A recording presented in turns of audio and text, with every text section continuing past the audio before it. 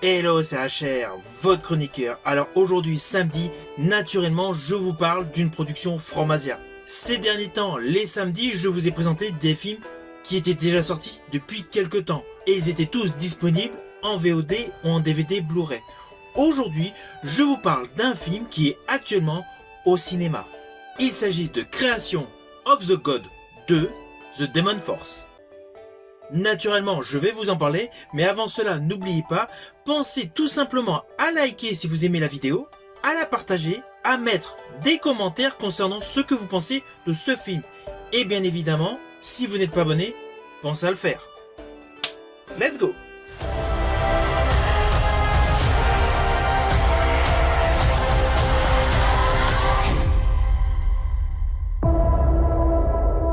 Alors naturellement, ce film Creation of the God partie 2, The Demon Force, fait suite à Creation of the God partie 1, Kingdom of Storm, qui était sorti en 2023.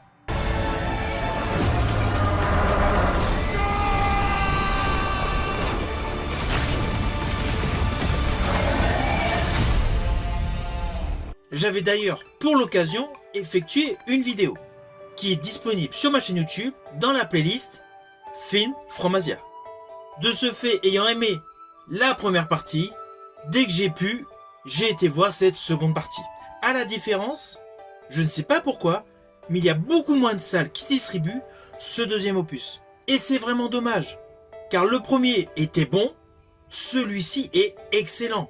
Ce film envoie littéralement du lourd. Vous allez en prendre plein les yeux. C'est un film à très grand spectacle. Pourtant, qui a une histoire extrêmement simple, qui est d'ailleurs la suivante. Naturellement, il faut recontextualiser le postulat de base. À la fin du premier film, on avait vu le roi tyrannique Yin Shu de la dynastie Shang évoluer de manière magistrale. Dans ce deuxième opus, l'axe central privilégie la défense de la ville Ziki contre un siège de l'armée Shang. Alors comme d'habitude, je n'irai pas plus loin sur les lignes scénaristiques de ce film. Je préfère que vous découvriez par vous-même. Ceci dit, comme dans le premier opus, l'histoire est blindée de personnages, avec de nombreux arcs narratifs qui gravitent autour d'eux. Mais cela reste compréhensible et facile à suivre. Pourquoi ? Tout simplement parce que les personnages sont attachants et le visuel est de toute beauté. Il y a de la magie et beaucoup de scènes d'action. Je pense même que dans ce deuxième opus, il y a beaucoup plus d'action que dans le premier. Avec de surcroît, une très bonne direction d'artiste. Alors pour la petite histoire, n'oubliez pas que ce film est une adaptation du roman L'Investiture des Dieux.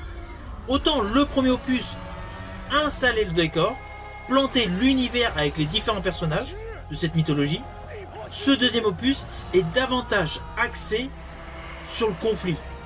On est dans le vif du sujet. Il y a moins de moments lents comme dans le premier opus, le rythme est beaucoup plus soutenu et il est émaillé de nombreuses scènes d'action, parsemées naturellement de magie et des effets spéciaux de très bonne qualité. Le visuel est totalement époustouflant. À cela s'ajoutent des acteurs ultra convaincants, parfaitement dirigés. Cette réalisation de Wurshan produite par la Chine est de toute beauté. Et vous allez le constater par vous-même. Le budget est énorme, mais cela se voit à l'écran. Ce film est selon moi la plus belle réussite dans ce genre.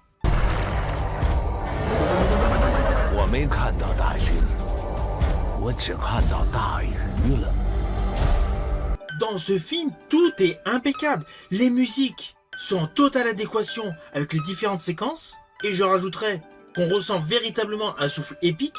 Et je rajouterai que la totalité du score est en véritable alchimie avec les effets spéciaux qui sont légion.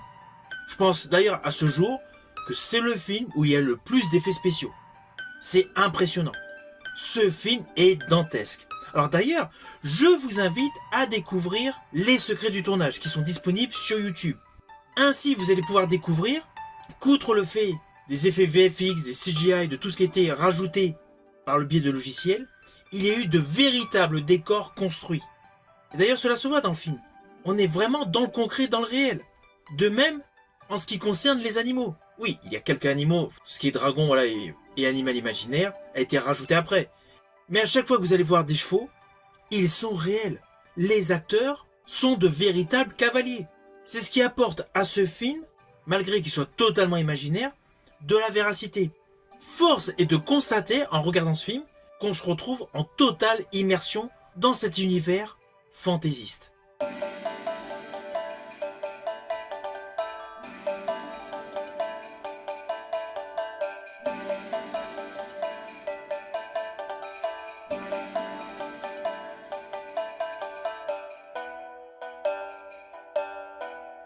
Ah oui, un petit détail supplémentaire. Attendez-vous à un troisième opus. Troisième opus qui, au vu des deux premiers, s'annonce comme magistral. C'est indéniable. Vu la montée crescendo des effets visuels, des scènes de combat, des batailles et de la magie entre le premier opus et le deuxième opus, le troisième sera naturellement encore plus grandiose. Mais cela, nous devrons attendre 2026 pour le découvrir.